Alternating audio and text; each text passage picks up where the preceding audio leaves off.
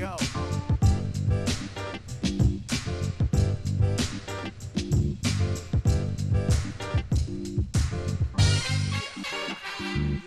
Zero tolerance.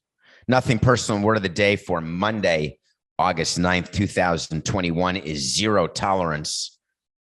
I tried not to use the word zero tolerance because it makes you look bad when all of a sudden things happen that you have zero tolerance for and you can't do anything about it, or you don't do enough about it so that it happens again. You can say, people say I have zero tolerance towards something. That's like hyperbole. I have zero tolerance for that type of behavior. Your parents would say that to you, your teacher.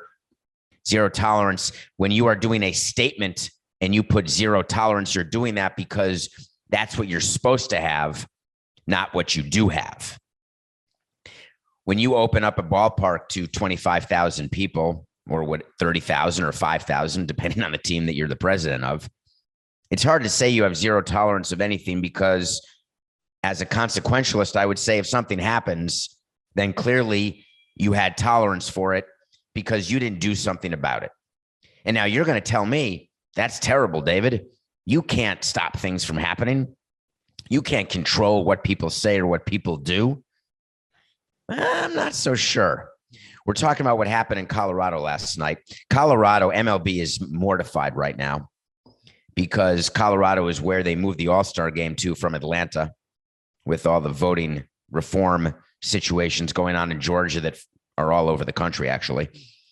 And in Denver last night, the Marlins were playing. The Marlins were losing. And in the ninth inning, Lewis Brinson, an African-American player who has been a disappointing player on the field, but an exemplary person off the field. He was acquired from the Brewers for Christian Yelich back in a couple of years ago. I didn't do that deal. Lewis Brinson is at the plate, and all of a sudden the N-word is said over and over again toward him. And the question is, what do you do? If I'm the president of the Rockies, I'm acting immediately and quickly once it is found out, once I've been notified.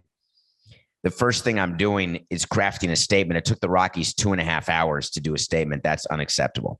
2.5 hours. Game ends at 10 o'clock local time. That's 12:30. Half the people are home. I get an incident report after every game from the head of stadium operations. Here's what happened. Here's the fights. Here's the number of hot dogs eaten. Here's the number of shirts bought, number of beers sold, number of people ejected, number of everything. Where people sat, when they came in. It's a full report that you get at the end of every game. I hope every team does that, though. Of course, I have no proof. I only know what I asked for when I was running a team. And it comes before 2.5 hours.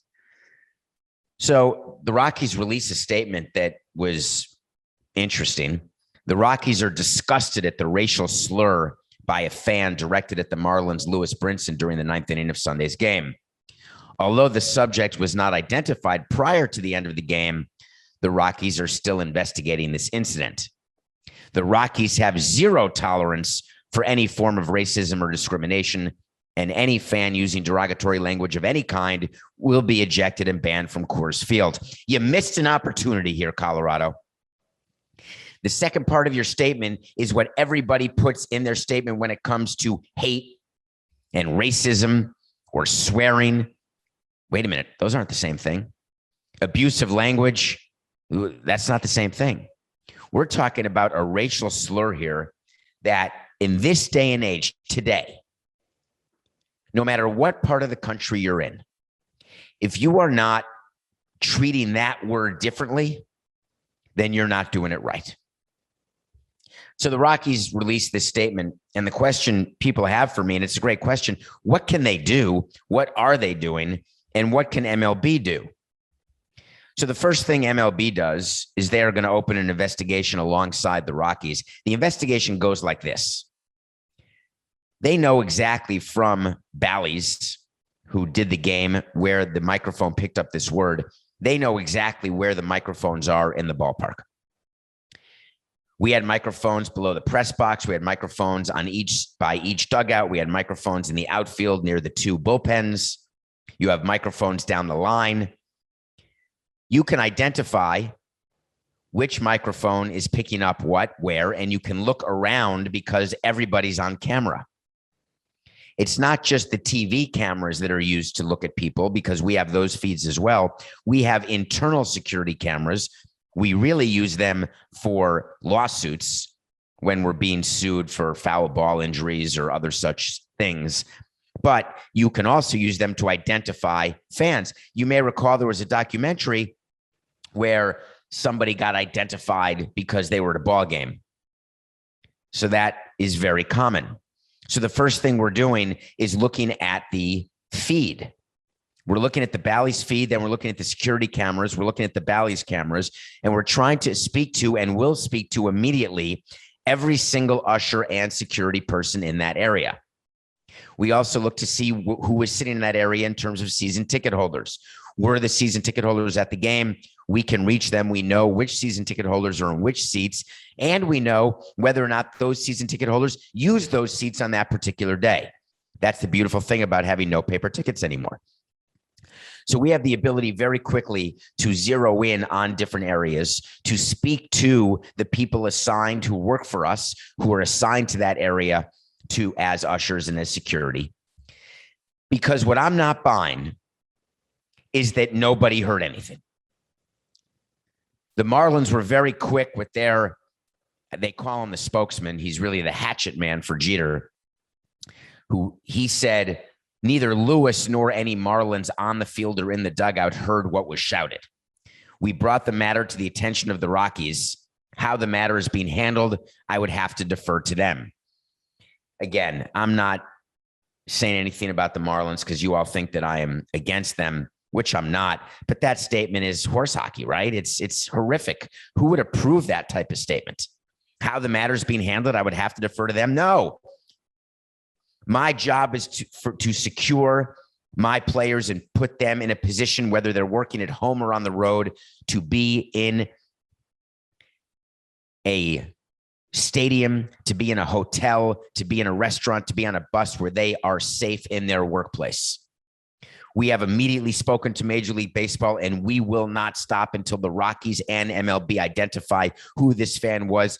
And this fan is either prosecuted, which is unlikely, or banned from all MLB stadiums forever for life. Don't defer to other people. That's the problem in our world. We're so happy to defer to other people. He'll handle it. Someone else will take care of it. No. You got to take care of things yourself. And I'm not talking about pugilism. I'm talking about you want to handle something, you make sure that you're pulling the strings. You make sure that you can be in charge. And as a road team, you can still work with the home team to make sure. You can work with your own TV network. You can work with the network of the home team. You can identify the area, then the person. It doesn't matter, like the Rockies said, that the person left. We couldn't get to him in time. Makes no sense. Tony Clark had to enter the conversation, of course. He said it's a painful reality that progress continues to be elusive in a world where ignorance and bigotry remain all too commonplace. While many are truly committed to respect and equality for all, the abhorrent racial animus displayed today in one of our ballparks highlights that there is still much work to be done. Tony, call out the Rockies. It's okay. The players who play for the Rockies won't be upset that you're singling them out. You're not going to cause division in your union. Everyone is so worried about their jobs, so worried about what they're going to say because they think they're going to be canceled or fired. Call things out for what they are. Be specific. The Rockies should be ashamed of themselves for the way they've handled it so far, and they've got some catching up to do. And rest assured, they will catch up because the pressure right now on baseball is so significant. Because if you ask Commissioner Rob Manfred, the one thing that he does not want racism. He's trying to attract African Americans, people of color, to the game. They need that. They need it for demographics. They need it for money. They need it for attendance. They need it in ownership. It's such a sad moment. However, I immediately went into president's mode. And I want to just address that for a second when I found out about this. I've spoken to you about being robotic and how I have a job to do. And my job was president of the team. And the best part of my day is the day when the last person leaves the home game, because I'm extremely in tune and attuned to what's going on during the course of a game, because I have to be. One of the things that I thought about every one of the thousands of games that I was a part of is I would play out different scenarios in my mind, whether it was active shooters, whether it was muggings, whether it was child abuse, whether it was people getting hit in the head with a foul ball, whether it was racism, whatever the case was. I was always playing out the different scenarios in my head. And I'd like to believe that by playing them out over and over again, you're in a position to respond both quickly, correctly, and with authority. You know that on the internet, there's going to now be people. There's a whole guy, I think, who has a whole Twitter account where he reads lips of people. And there's people who are conspiracy theorists saying that the guy was calling for the mascot whose name is Dinger. The word was Dinger, not the N-word. There's people saying that how could you not know who it was? How could the umpire not hear it, or the catcher, or the person on deck, or anybody in the dugout? How can the Marlins be right that no one heard it? If no one heard it, it must not have been said. But what they weren't realizing is that in a huge ballpark, you are picking up sounds from everywhere. Is it possible? Maybe. But that's my job, to find out exactly what happened and get it right, and to do it now, even if you don't get to sleep. I had the advantage in that because there's too much at stake. Now, let me get to the money side and tell you a callous truth. You know my view of racism, sexism, misogyny, etc. You know my view. It ought to be everybody's view, but do what you want, but just don't do it near me. And don't do it at all. But my first thought is that I have a job to get people to come to Rockies games. And can you imagine a family of color or not, a white family who just isn't racist? Why would they want to bring their kids and put them into an atmosphere where they could be exposed to that? There is a very bottom line business problem that teams have when there are behavior problems. Do you remember when there are fights going on, and there were fights in the Phillies or at Giant Stadium or at the Garden, and fans were like, I don't want to be there, it's too dangerous. Or at the Garden in the blue seats when everyone was getting high and there was a huge cloud of smoke around, and families would say, I'm not going to sit in the blue seats, that's all I can afford, but I'm not going to go because I don't want my kids to get high by association. If you want your stadium to be an inclusive stadium where people want to come, which you need to have happen, you have got to make it very clear, not that you have zero tolerance. That's not the word. What are you doing to make sure this doesn't happen again? And what are you doing to identify the person who did it today? That's what I want to hear from MLB, from the Players Association, from the Marlins, from the Rockies. Not these statements that are in their zip drive that they just copy and paste.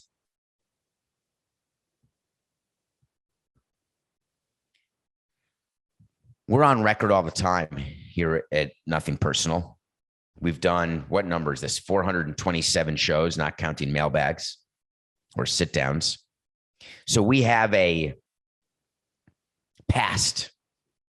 You can go back on the feed and listen to things that I've said, and you can come up, if you so desire, with inconsistencies. They're going to happen, where I'll think about something more and I'll have an evolved opinion about something. That's allowed. But what you shouldn't tolerate is lying. You shouldn't tolerate me with this platform and this microphone making up stories, which I've never done. Never say never. You can't tolerate and shouldn't tolerate me wasting your 45 minutes, because if you did, you wouldn't come back. And you should tolerate, however, if I want to walk back something I've said before, where I had a view that was well thought out, and then I got new information, and then I had a different view. But if I walk back something that I said to you in the third person in 1980, 85, I told this person X, Y, and Z. And then I come back to you and say, oh, I may not have said that. That you shouldn't tolerate. Jed Hoyer is the president of baseball operations for the Chicago Cubs. And we did an entire segment on him. And he had these very significant quotes about Anthony Rizzo and Javier Baez and Kris Bryant, saying that he can put his head on the pillow at night because he knows that he offered them extensions and that they were not accepted, not responded to, and the market will bear the fact that he was very fair. And I was critical of that, saying, I don't know why you're offering them extensions at all. You're rebuilding, and you should, because these guys are good in name only. Well, now the players have started to respond. And what the players are saying is these extension offers were actually never made. And that's interesting to me because Jed Hoyer was approached and he walked back his comments. You cannot tell your fan base that you offered an extension when you didn't. Do what we used to do and what Derek Jeter learned from us. Offer your player an extension at a number that you know very well they're not going to accept, and then trade him. It's what the Marlins did with Marte before they traded him to the A's. That's totally fine. I never told you I offered a good extension. I never said I offered a market extension. I never said I offered an extension that they were actually going to consider or even respond to. What I said was I officially offered an extension. An official extension comes when you write an agreement that contains contract terms, provisions, amounts, years, and other such clauses. You sign it and you email it to the agent. An extension doesn't come when you're sitting in the lunchroom having a beer with a player and say, hey, we love you around. How does 3:30 sound? That's not an extension offer. When you're on the team playing poker and having drinks that you're smuggling onto the dry plane and you say, hey, we want to keep you. You're not going anywhere, right? I don't think we're going to go above 500 for you. That's not an extension offer. An extension offer is in writing. We have every file of every extension offer, of every contract offer we made to any player over my 18 years. The GM has all of those files. And then once the GM's fired, he keeps the files, of course, even though you're not supposed to. So Jed Hoyer started walking back his comments, saying, maybe I shouldn't have said that. Do you mean you shouldn't have said it because it wasn't true? That's a real credibility problem if you're Jed Hoyer. When you are running a baseball team, there's one thing you have to know. People are listening. When you have a platform, either through title or through microphone, you create headlines when you want. People are interpreting everything you say. They're recording everything you say. You're never off the record, ever. When you're on radio, it's live. You better have your mouth behind your brain. And now the players in Chicago who had been traded are forced to respond. Kris Bryant responded very quickly, saying it's tough because I've always wanted to take the high road, and I've never been about calling out people who have done special things for me in my career. Regardless of the negatives or anything that has surrounded me or the situation there, meaning Chicago, I'll always think back to my time there and feel happy about and have great memories about it. Good for you, Kris. What you're saying is that Jed Hoyer is full of it, but you're not going to say anything bad about him because why close that door? Why burn that bridge? Players who burn bridges for teams are just lowering the number of teams who could be bidding for their services in later years because owners and presidents have long memories. They're not going to bring back players who have sullied them on the way out the door or sullied them while they were in the door. So Kris Bryant's not going to do it, but he wants to make it very clear to you that Jed Hoyer did not offer the type of extension that he's talking about under any circumstances. Kris Bryant said, we haven't even had an extension conversation since after the 16 World Series. Jed Hoyer has to have known that. He was there working for Theo. There is no chance that Jed got that wrong. What Jed was doing was trying to get you, the Cubs fans, you, Jessica, to love him and say there was nothing you could do. You did the best you could. The way I dealt with that is I was honest in saying we can't afford to sign him. We got to let him go. We have to be more concerned with our team going forward, and we are going to reallocate our resources.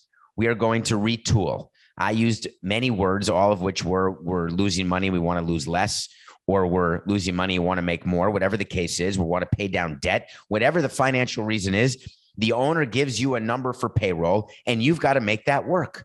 And you've got to try to win with the payroll you have. And Kris Bryant as a free agent is not going to help the Cubs win with the payroll that Ricketts, the owner, is giving Hoyer, the baseball executive. And he could have avoided all of this if he had not lied when he met the media to explain the trades. And we told him what to do, and he didn't do it. It's a complete clusterfuck in Chicago. I feel terribly for them, actually, because they had a chance to do it right, but they didn't. Teams are trying, just so you know. We're dealing with a lot of stuff every day, just like you are in your business, just like you are in your family. We're dealing with off the field issues, on the field issues. Very few executives I've come across in my career are tanking when it comes to PR or tanking when it comes to winning games. They want to win games, but they're willing to lose in order to cut payroll. But every day we're confronted with different issues, just like you are, and we're not going to get it right all the time. We're just not. But you can really help yourself by being very clear in your messaging to the media when you're on radio, when you are tweeting, because then you avoid being called out on nothing personal, although then there wouldn't be a show. Although I'm not worried because there's so much content. But teams are trying to get it right when they're dealing with players, when they're dealing with injuries, when they're misleading you about forearm tightness or Tommy John. They're not being forthcoming about an injury. They're not telling you who's available, who's not. They're not telling you how many people are in the stands. They're not giving you their revenue. They're not giving you their plan. That's all fair in love and war. So I want to give the Padres credit. And you know that I'm on AJ Preller nonstop, because I don't respect him as a GM or as a person for what he did to the Marlins and what he's done to other teams. That said, they're doing something now that's attracting some attention, and one of you had a question about it. You know what I want? I want to talk to Samson. We are spending a lot of time trying to answer questions. We're going to be doing mailbag episodes over the course of the next 2 weeks, this week and next week, maybe even a special Samson sit down, wait to see. But in the meantime, thank you for all the questions. So you want to talk to Samson comes from Half Baked. If you're new to Nothing Personal, and I got a memo from Coca that there are new people every day. So you want to talk to Samson, go to my Twitter at David P. Samson and ask a question, and I will try to get to it. I'll try to see it. The Padres seem to be considering moving Fernando Tatis Jr. to the outfield. Would you consider this, and why? Background of Fernando Tatis, MVP candidate. He, along with Bryce Harper, are probably the leading candidates for MVP now that DeGrom is hurt in the National League. Tatis has a separated shoulder. I assume it is a bit of a torn labrum, but you're not going to hear that unless we have heard that. He requires surgery. His shoulder keeps popping out. We had that with Hanley Ramirez. We've had that with a bunch of players. It doesn't get better. Rest doesn't help. Icing doesn't help. We have all these machines in the clubhouse that you buy that do things. I don't know what they do because they don't work. When you've got that shoulder issue, the only thing that works is that surgery, and then you're out for 6 months. And then you hope you can come back and throw. Some players like Marcell Ozuna can't ever throw the way they threw again. Sometimes you can recover and throw okay. Other times you have to move to first base. The future of Tatis at shortstop is definitely in question. Tatis is hurt right now. The Padres, where are they, Coca? I assume they're in third place behind the Giants and Dodgers. I'm going to assume they're 6.5, 7 games back. I would assume they're still holding on to the wild card, but the Cincinnati Reds are so hot that they may be coming close to them. Where are we in the current standings? They are 7.5 back of the division. Okay, thank you. And then I assume that they are 3.5 back of Dodgers. All right, talk to me. I can't hear you. Anyway, so you'll get me that where they are on the wild card, but they don't have Tatis right now. And they need him in their lineup because they are all in, and they only have a 2.5 game lead. And a 2.5 game lead against a hot team like the Reds, that's not a lot. There's about 55, 58 games to play, and they are in danger of missing the playoffs. If the Padres miss the playoffs, AJ Preller should fear for his job, even though he got an extension, even though he may have pictures of the owners in San Diego or some such things. But the reality is that it would be one of the great disappointments for the Padres to miss the playoffs this season. Having brought in Darvish and Snell last year, trading for Clevinger, who got hurt. Do you remember that trade? Gone, move on. They got Scherzer this year. I'm just kidding. No, they didn't. They almost did. So you got to get Tatis in the lineup, because from the Padres standpoint, they're so invested in this year that they believe that Tatis in the lineup gives them a better chance, but they're being extremely short-sighted, and let me tell you why. When you are the second wild card, you're going on the road. Let's say they play the Dodgers. Let's say they play the Giants. Let's say that they play the Reds, and the Reds and the Padres end up in the first two. Let's say they host the wild card game. It's a single game. You're going to pitch Darvish? Fair enough. Snell? Fine. Whoever you choose, you are subject to losing that one game. Now, it's better to get in the playoffs and lose the wild card game because you can say you've been in the playoffs. But the Padres, their aspirations are way higher than the wild card. If Tatis comes back and he plays through September, he then has surgery in October. Let's say they lose the wild card game. Do the math. October, November, December, January, February, March. Wait a minute. No problem. He'll be ready for opening day. That was our favorite thing that we would tell the media and tell our fans. Off-season surgery, he'll be ready for opening day. No, he won't. To be ready for opening day, you have to have an off season of rest. Then you have to start ramping up, and you need spring training. When you are only cleared for activity sometime during spring training, but only get into a smidge of spring training games, your bat is not ready to go in April. What's the big deal? He'll be ready for May, no problem. I have a different view. The different view is that I want to get him under the knife as soon as possible, because I want to see his rehab, because that will inform me about building our team going forward. He's already signed. Let's hope he's insured. If he misses a full year, most insurance policies for players, you have to miss a year with an injury, and then you start getting money when the player's out more than a year.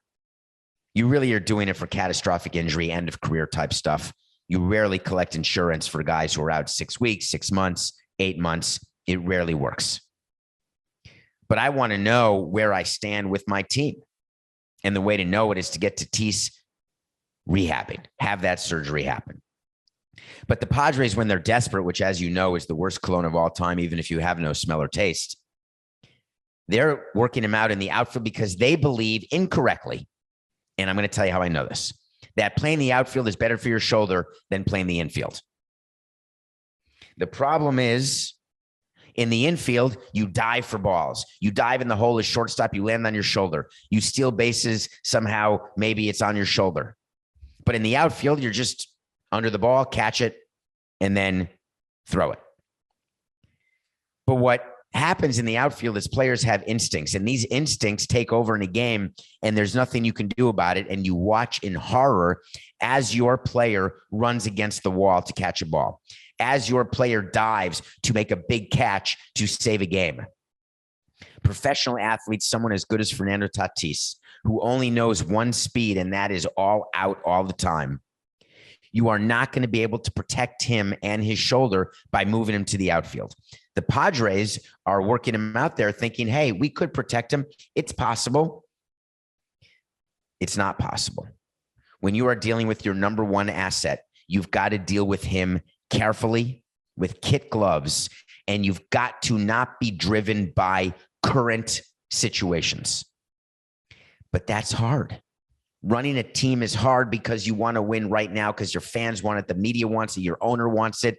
And so you are doing anything you can to get an extra game or an extra moment. Do you remember that White Sox player? Coco was talking to me about this. Eloy Jimenez. Remember how he tore his pectoral muscle, right? He was just making a play. And then he was gone. The White Sox, of course, have gotten through that. They're a much deeper roster, a much better roster than the Padres. You cannot control what you do on the field when you are a gamer. So you want to know what I consider moving Tatis to the outfield? NAC. Not a chance. I would never consider it because when my owner wanted it, I would say to him, we are not going to sacrifice our future to try to grab at a wild card game this year. The Padres thought they could be as good as the Dodgers. They can't. They thought they would not have to worry about the Giants. They have to. Let's see what the Padres do. But if I know Preller like you know Preller, he'll be in the outfield. When we come back, we're going to review a movie I watched that gave me a great amount of pleasure because Margot Robbie's in it. And, of course, Idris Elba. We'll be right back. Welcome back to Nothing Personal. Thank you so much for following, rating, reviewing. Tell your friends about Nothing Personal. We are growing, and we're going to keep growing. We are taking some time off the end of this week and next week, but there will be mailbag episodes. We're not going to leave you hanging. There were so many questions you guys asked that we will have a bunch of mailbag episodes for you that are fun. But in the meantime, I still watch a movie every day, no matter what's going on personally or professionally. And I watch Suicide Squad. James Gunn, who did Guardians of the Galaxy, wrote and directed Suicide Squad with Idris Elba, with Margot Robbie, various other cast of characters, of course. Oh God, I can't think of the woman who's in charge. She's bad. I want to say Alfred Wood. Am I going to get this wrong, Coca? Come on. It's Viola Davis. I was thinking of Alfred Woodward because she was in Grand Canyon during this past week, which has been a bad week, to say the least. I watched one of my favorite movies in the middle of the night. I'm not getting much sleep. I wish I were. I'm pretty tired. Grand Canyon is a movie about life. It's a movie about some of the things that can happen when you least expect it, some of the coincidences that happen. It's in my top 5 of all time movies.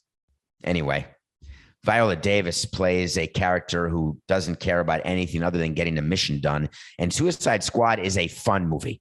It's available now on HBO Max, which is a channel that also has White Lotus and all sorts of other great things. Sorry, Paramount Plus does too. But you should go out. So does Showtime, obviously. Billions coming back September 5th. But if you can, watch Suicide Squad. I enjoyed every minute of it. I enjoy Harley Quinn. A lot of subtle things about the Joker in that movie, which I enjoyed. I enjoyed the action. I enjoyed the story. I enjoyed the insanity of it. I enjoyed the escape. What I can't figure out when I'm recommending Suicide Squad is whether or not my personal situation currently made me enjoy it more, or whether I would have enjoyed it even starting off in a good mood, in a good place, in a happy place.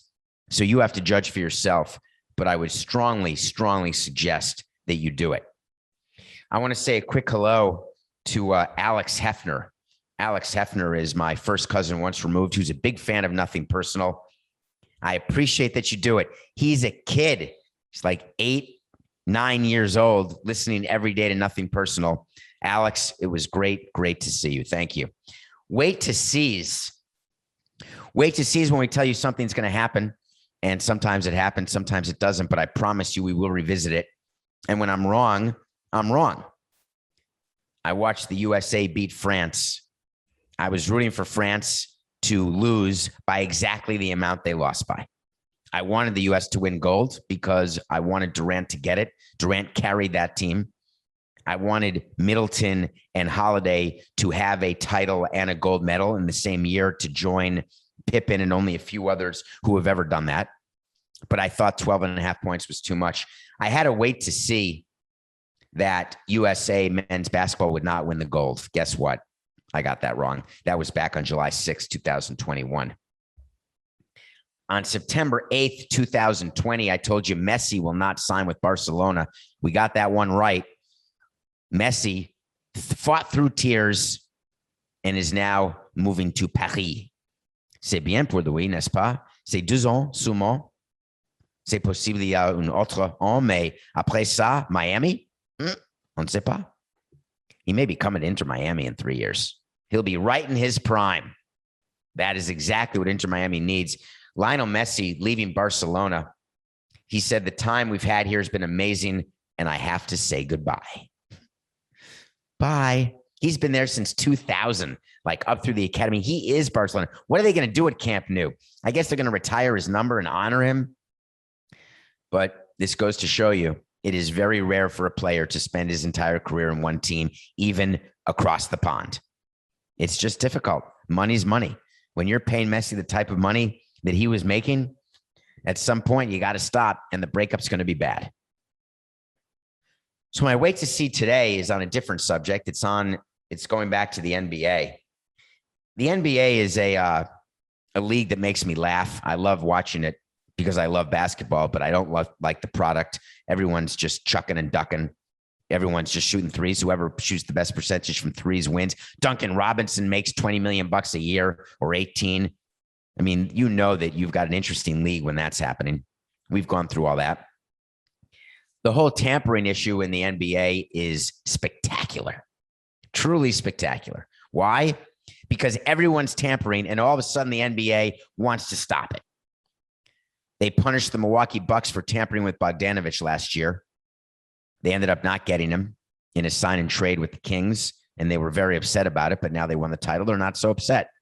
The NBA announced that they are investigating the Miami Heat and the Chicago Bulls for tampering with Kyle Lowry and Lonzo Ball, respectively. It got a lot of attention over the weekend. Why? If I'm Adam Silver, what exactly am I investigating? I've been around the game my whole life, he would say. There is no way that Lowry had a deal negotiated with the Heat from 6 o'clock to 6:01, or the teams had a trade ready, or that Lonzo Ball had 85 over 4 from the Bulls at 6:01. It's horse hockey. I like when I get to say that on a given show. It fits almost every show because everyone's so full of horse hockey every day. But so's the NBA here. Don't say you're going to investigate when you know exactly what happened. Come out and tell your public, we are taking a look at the rules of tampering because we recognize that the rules we have put in place are not being followed. We recognize that teams don't feel a need to follow those rules because losing a draft pick or getting fined an amount of money, that is not enough to dissuade them. And the reason why teams are tampering, the NBA should say, is they know very well that in order to get a player you want, you've got to act quickly, and you can't act when we tell you to act. You have to start earlier. Do you know in 2012, we started talking to Jose Reyes during the season? Forget like after the season. We made it very clear to Jose Reyes that we wanted to sign him, and we were with him at midnight when we were allowed to start talking to free agents. We met him at a bar and started talking, and we were done. Everybody's doing it. So I got to wait to see about Kyle Lowry and the NBA investigation. It's not going to happen. There will be no punishment given to the Miami Heat. I'm going to just leave it at that. No punishment to the Heat over the Lowry. They're not going to reverse the trade. They're not going to take Lowry away from the Heat. None of that is going to happen. What is going to happen, not part of the wait to see, but just something I want to tell you is going to happen. The NBA and their rules committee is going to take a very hard look at their deadlines, at tampering, and figure out how to change the rules to accommodate reality. Sometimes you make a rule and you don't know what the result will be, and then you watch it, you study it, and then you adjust it. The NBA now has to be in that period of adjustment. Nothing personal, pick of the day. We told you to take Lance Lynn and the White Sox over the Cubs. You did, and you won. We told you to take France plus 12.5. You did, and you won. We told you to take Berrios over the Red Sox. You did, and you lost 2-1. Berrios pitched a great game. But then Sunday, we told you to take Wheeler and the Phillies over the reeling Mets. To all of you Met fans out there, all I can say is I'm sorry. The Mets will be under 500 in a jiffy here. They have no offense without DeGrom. Their pitching is simply not good enough. Their hitting is not good enough. Lindor's hurt. Baez is not the savior that you'd want him to be. The Phillies are playing great. Zach Wheeler is now the front runner for Cy Young now that DeGrom is hurt. And Zach Wheeler was pitching against his former team who didn't want him. And you were wondering why to take Philly on Sunday? That was a give me. We are 105-89, back to 16 games over. I have a message for Coca. because he's a Met fan. I know Scott at CBS is a huge Mets fan. Are you mentally prepared for what you knew was going to happen? You thought for a chance it may not happen because they were in first place for all that long. And now that it is happening, you're saying to yourself, I knew it would happen. I was right the whole time. That mentality that you have, that's a losing mentality. That's the problem with the Mets. They've got a losing mentality. They have a new owner who's desperate. They have a new owner who loves going on Twitter and talking about how great the team is and how ready they are to win. You've got Pete Alonso going public saying, we've got this. I don't want anyone to worry. Here's what you have, Pete. You have a below 500 team that's not going to make the playoffs. Other than that, what do you have? The Reds are catching the Padres. We talked about that earlier in the show. Former Marlins pitcher Luis Castillo, who we traded like 7 times before we could finally have a real trade. I'm kidding. He was the guy who we traded to the Padres, and then we got him back when we reversed the Padres trade because AJ Preller lied to us about the medical of a pitcher named Colin Ray, who I think is now back pitching, Coca. Is Colin Ray pitching again in the big leagues? I believe he had the surgery he was going to have, and he's all the way back now. Anyway, Castillo was then traded to the Reds for Dan Straley, who was great for us. He's now having a resurgence in Korea. And the Reds are playing the Cleveland Indians. I don't know why I just said that. Are they the Guardians now? I don't think they start that till next season. So the Reds over the Indians is my pick of the day for Monday today. We're 105-89. So the final subject I want to cover is a very quick recap of something that happened yesterday. We did an entire segment on the Miami Dolphins and a pitcher they had named Xavien Howard. And he wrote that long letter, if you recall, maybe last week or a month ago, saying that he wanted a new contract. He's a cornerback. I called him a pitcher. Sorry, Coca. He's a defensive back, the best cornerback on the Dolphins. He's got the most this, the most that, and he signed a big time extension and he wanted more money. So he demanded a contract and he said, I love my teammates. I love my fans, but I want a new contract. Well, yesterday, the Dolphins gave in. The Dolphins ripped up his deal. They guaranteed more money to him. And all the fans in Miami are loving it. Totally excited. Good for you, Miami. Good for you, Steve Ross. And I ask why. And you tell me you have to do it. He's your best defensive player. You have to do it. He's your best defensive back. You have to do it. He's the glue of a team that's going to make the playoffs. You have to do it. No, you don't. The difference between people who run a team and people who watch a team is that we don't have to do anything. The difference between people who run a team and people who watch a team is that we cannot let emotion get in our way because we are setting a precedent that is going to cost us dearly in the future. As fans, you say, there's no precedent. It's the best defensive player. Just say that you're only going to rep up the contract of the best defensive player. Guess what? He's the best defensive player right now. Tomorrow, there'll be another one. The day after, there'll be the best offensive tackle, the best wide receiver, the best defensive lineman. That's my job, is to do it and watch as precedent is set and be able to think ahead and not make mistakes. What the Dolphins did was out of emotion. What the Dolphins did was out of desperation for not having won a playoff game since whenever, maybe 2000. What the Dolphins did will set them up to continue to fail. Because if you think that players are not paying attention, you are sorely mistaken. We've got a live one. That's what they say. We've got an owner who's going to give in. All we have to do is demand a trade. And then, of course, fans out there are saying, you're being so anti-player. I am being pro-business, not anti-player. I would like you in your job, if you don't mind, tomorrow, I want you to go into your boss and say, you know, I'm really good at what I do. I want a raise right now. How's that going to go? I got a better one. Sign a contract. If you have an employment contract and you're an executive, walk up to your boss and say, man, I have outperformed. Rip up that contract. Pay me more. Why is it different for players? Because you love them, because you're emotionally attached to them. Sports is the same for the people who run it as your business is to you. Granted, no one's watching you do your job. No one's criticizing you doing your job. May not be a public job, but we've got to run the team in the same exact way. And the Dolphins let it get away. It's going to come back to bite them. First of all, the karma is really bad. Second of all, players are going to be asking the Dolphins and Steve Ross to rip up contracts left, right, and center. And third of all, he's going to have to say, no, we just did it for Howard. And then he's going to have a problem. He's going to have to do it for the next guy. You watch.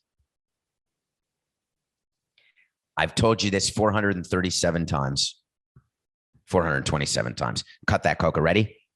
Wipe it. 80, 69.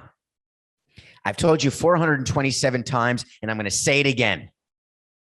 When you are running a team, no matter what situation comes your way, it's just business. It's nothing personal.